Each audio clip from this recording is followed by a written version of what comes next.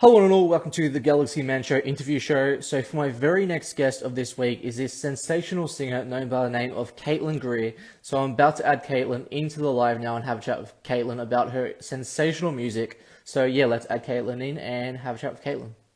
Hello, how's it going, Caitlin? Good, thank you. How are you? Yeah, really good, thanks. I just want to say first up, thank you so much for taking the time to join my show. It is such an incredible pleasure having you on the show for today. Well, To thanks people for that having me. You're very welcome. So, to people that don't know who you are, Caitlin, if you give like a real backstory about yourself first, and then we'll dive right into the questions. Well, I'm a singer-songwriter and I mainly do kind of country folk. I like a little bit of pop, obviously Taylor Swift, but yeah, I mainly just do country and folk, and I've always loved music, and I started to learn how to play guitar a few years back now, and I've always been singing. So, yes, that's me. So, we'll dive right into the questions now, Caitlin. So, for my very first question, so you've actually created sensational original songs, and I'm going to name a few for today's interview. So, Beautiful Disaster, like what was it like creating Beautiful Disaster? Like, what's the whole meaning behind this one? Like, how did you come up with the idea, and what is the meaning behind it?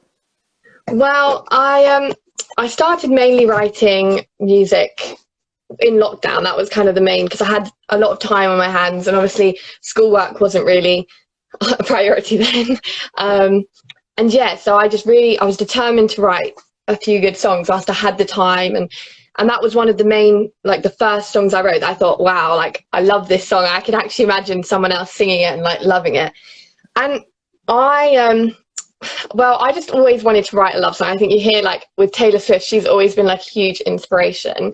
And I feel I read a lot, so I have a lot of like romance books. I'm a hopeless romantic. So I thought that type of story is like a tragic love. In my opinion, it was just very much like it's someone you love so much, but you can't have, just whether he's with someone else. It's just, I think it's a song where anyone can interpret it in different ways. Like it could be someone's cheating on you, or you've cheated on someone else. Like it can be really interpreted in so many different ways. And I think that's kind of what makes it my favorite song, just because so many people can relate to that type of love story, if you know what I mean.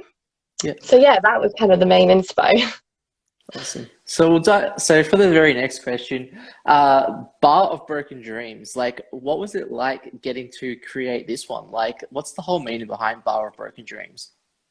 Well, I do love Billy Joel's Piano Man, and I loved kind of the concept where he managed to create a story kind of song where you kind of are introduced to so many different types of characters that all kind of connected through one thing.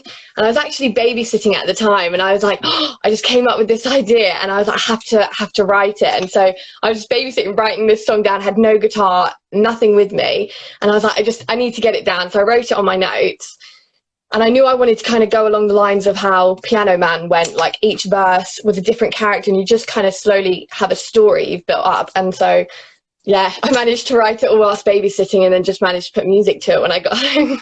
I love that. I love that. So on to our next question. So you've also created an original song called The Last Song, another Yeah, great song. What was thank it you. like? Like, what was it like getting to create this one? And what's the whole meaning behind the last song? Well, I'm very much a hopeless romantic, and I love that kind of when you're pining over someone and you still love them, and even though you've gone separate ways, you kind of always hold a special place in your heart for it. And so writing that song, I kind of pictured it as like small town. If you're with someone and things don't work out how you always imagine it, because that's just life. Things don't always happen as you imagined it to happen.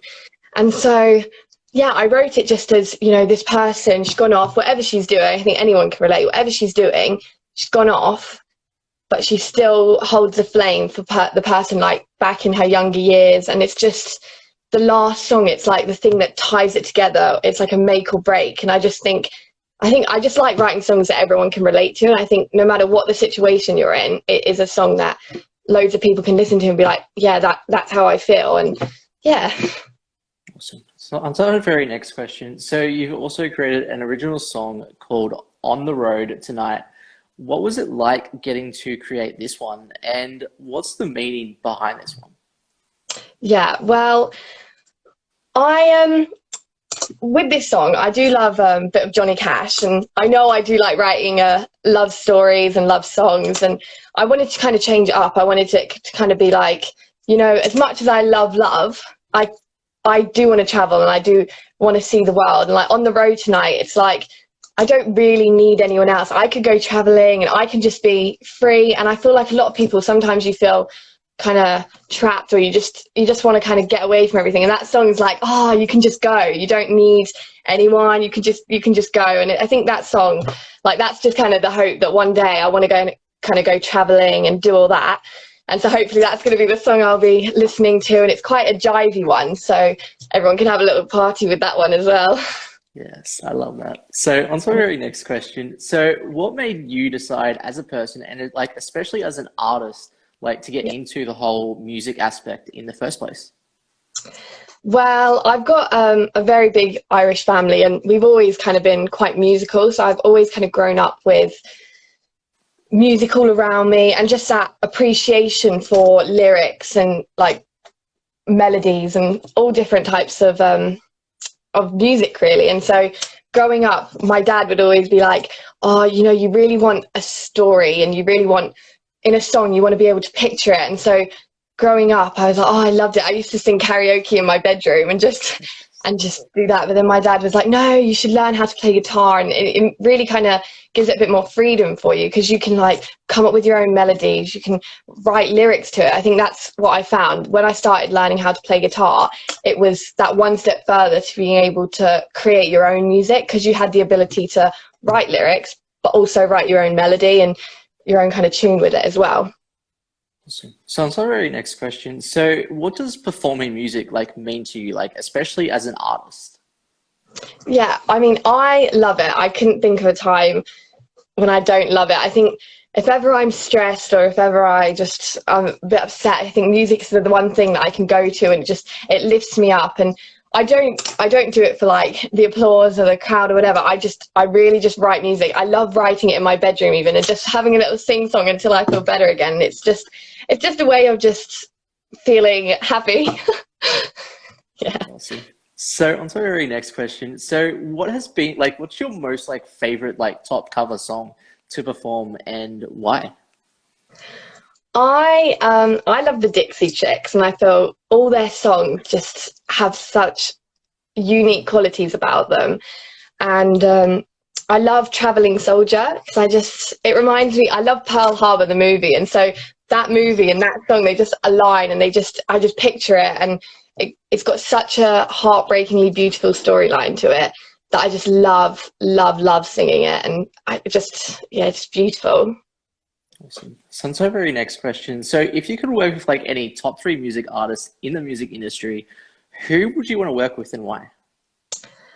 Well, first of all, I do love Taylor Swift. I'm a Swiftie. I just love her music, and I really appreciate how she's able to go, when she started out from country all the way to kind of, she went through like her pop stage, her kind of angry kind of pop. And I just love how she's got such a variety of music, and she's just able to execute it like amazingly. I just really appreciate that in a singer, and I think she's just phenomenal. I'd say my second person would have to be Ed Sheeran, because I just love his songs and his lyrics and just everything about him. He's just, all the time, he never fails to surprise me with like a new song, and you really can just connect to him and really appreciate it.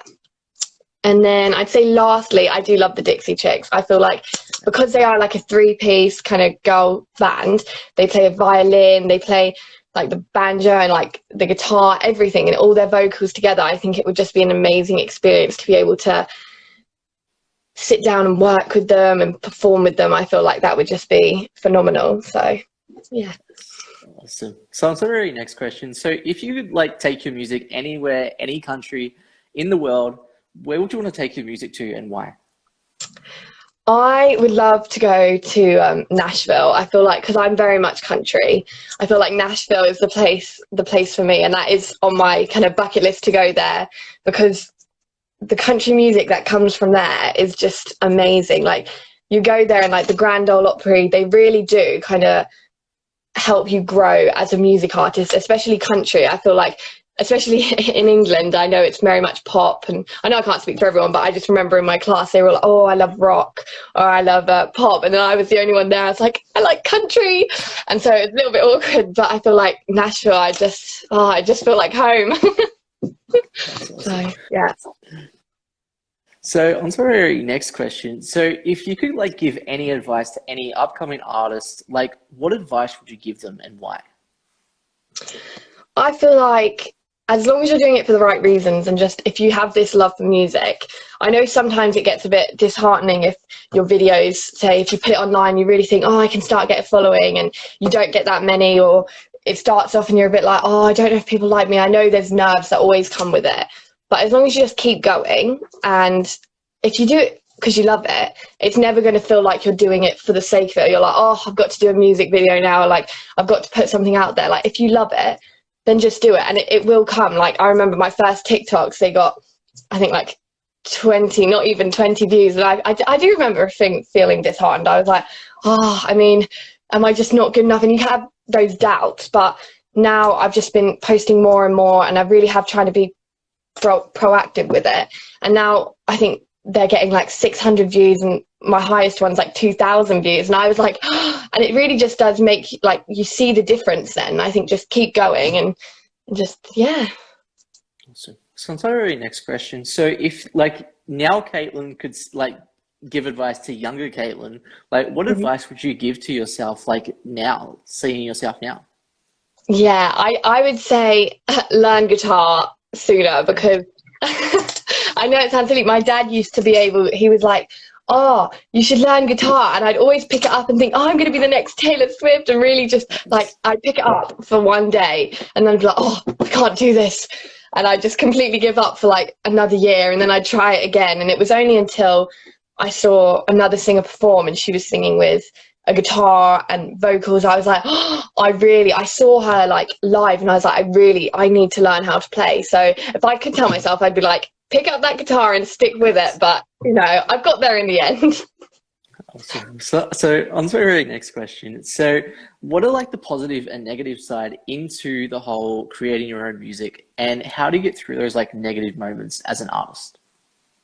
I feel like when I'm performing a new song, or when I'm writing a new song, and I really feel positive, like, oh, I've got this, I finish it and I feel like this is such a great song, and there's that moment where you're just so proud of yourself, like, I wrote this, I made up the tune, I wrote the lyrics, like this was me.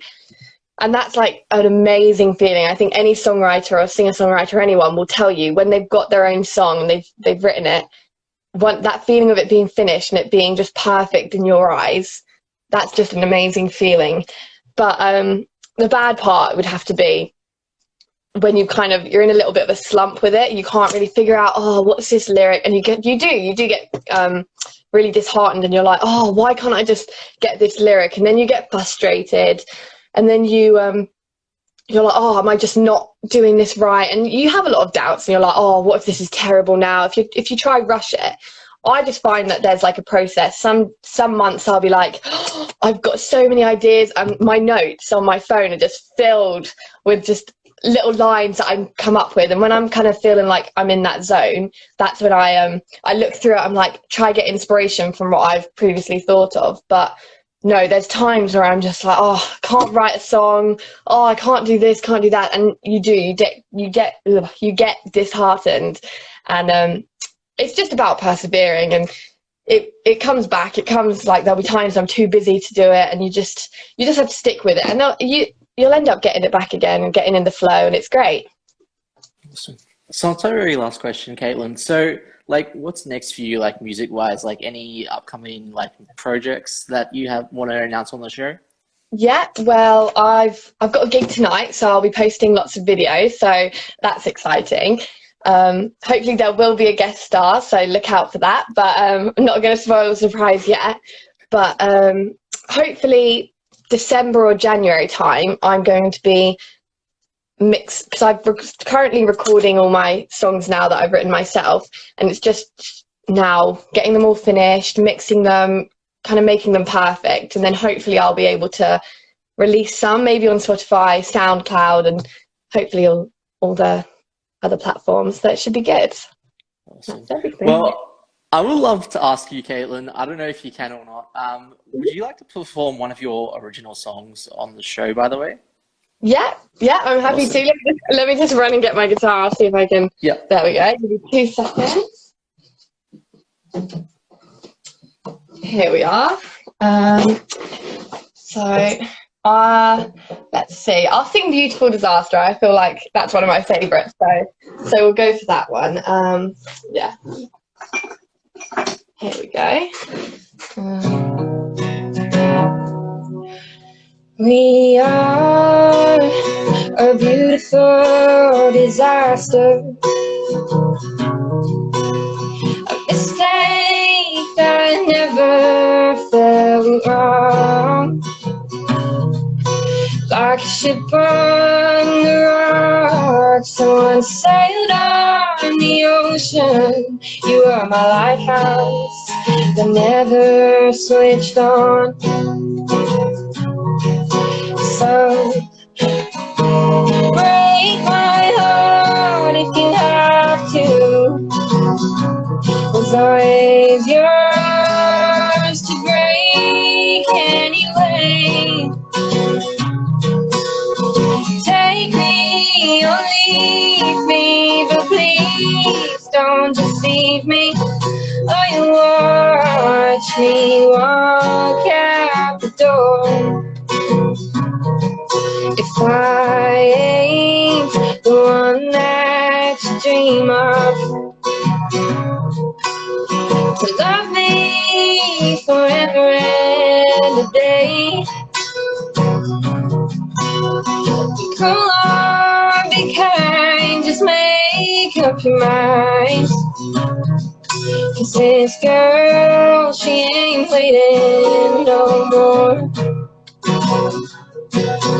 So break my heart if you have to. It's always yours to break anyway. Take me or leave me, but please don't deceive me, or you watch me walk out the door.